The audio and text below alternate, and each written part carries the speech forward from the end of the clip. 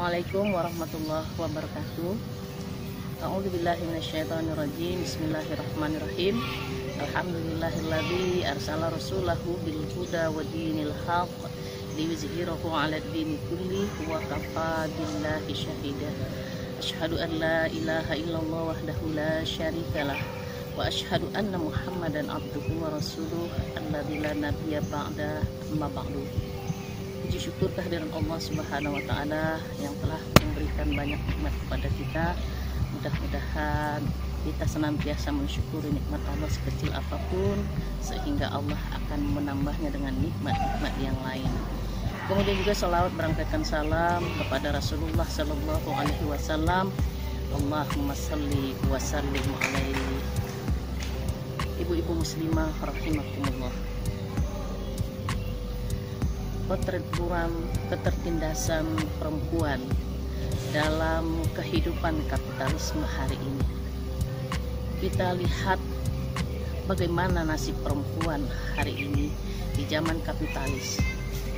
Perempuan diekspos dan dieksploitasi sedemikian rupa hanya demi keuntungan materi yang diperuntukkan untuk korporasi dan para kapitalis.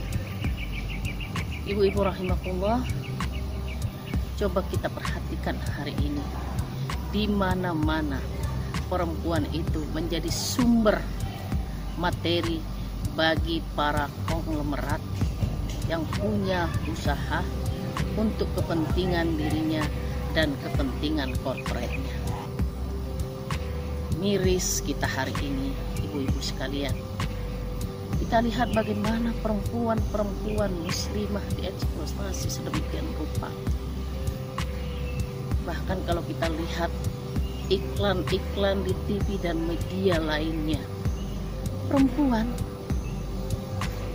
tubuh perempuan, dan seluruh bagian dari perempuan itu menjadi bahan eksploitasi untuk kepentingan ekonomi kapitalis. Ibu-ibu rahimakumullah. Lalu Islam adalah agama yang kamil dan syamil. Di samping kesempurnaannya sebagai din, sebagai agama, juga sempurna dengan segala aturannya, termasuk mengatur kehidupan seorang perempuan. Perempuan dalam Islam begitu dimuliakan, ditinggikan, dan dihormati marwah dan harga dirinya. Bahkan Rasulullah berkata bahwa di bawah telapak kaki seorang perempuan ada surga. Masya Allah, indahnya Islam dalam mengatur kehidupan.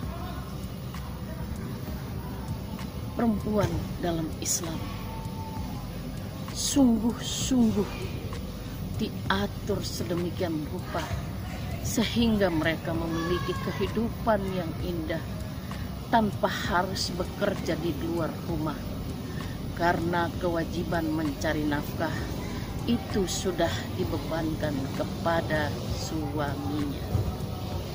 Jadi perempuan dalam Islam seharusnya dimuliakan dan ditinggikan, dijaga kehormatannya, sehingga bukan perempuan-perempuan yang dihinakan sebagaimana saat ini.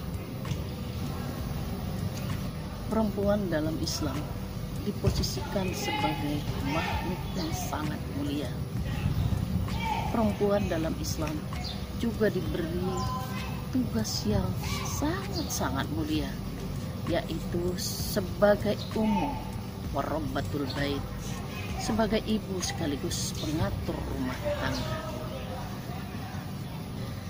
Perempuan dalam Islam tak pernah dibebankan untuk mencari nafkah. Perempuan dalam Islam adalah makhluk yang sangat dimuliakan dan ditinggikan marwah dan martabatnya setinggi-tingginya. Perempuan dalam Islam dijamin kehormatannya sehingga mereka jauh dari pelecehan. Di zaman Khulafaur Rasyidin, kita melihat perempuan-perempuan hebat, muslimah-muslimah tangguh yang didengar suaranya.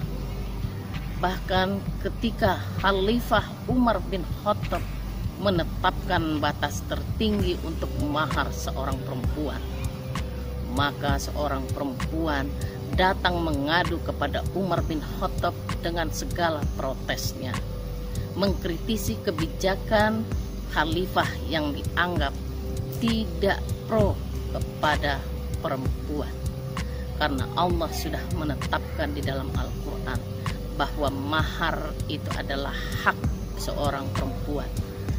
Maka perempuan tersebut protes kepada Umar bin Khattab dan tidak menerima mahar yang ditetapkan oleh Umar bin Khattab. Waktu itu batas tertinggi adalah 400 dirham. Lalu ketika perempuan itu protes, selevel Umar bin Khattab bisa menerima dan mengucapkan istighfar karena beliau menganggap beliau salah, dan kembali menetapkan dan meminta agar mahar yang diprotes oleh perempuan tadi disesuaikan dengan hukum syara seperti yang diatur di dalam Al-Quran.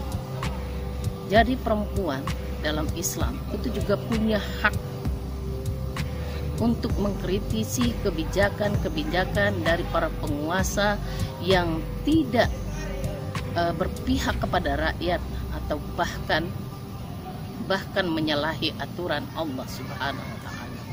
Ibu-ibu sekalian yang dirahmati Allah, hanya dalam sistem khilafah suara seorang perempuan didengarkan.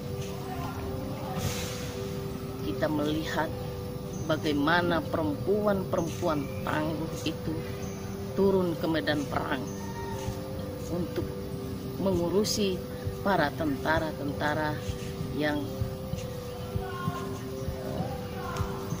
terluka dan menjadi korban dalam peperangan. Hanya dengan sistem khilafah perempuan mulia dan dimuliakan. Kalau kita melihat hari ini, ketika seorang perempuan diberi kekuasaan, apa yang terjadi ibu-ibu sekalian?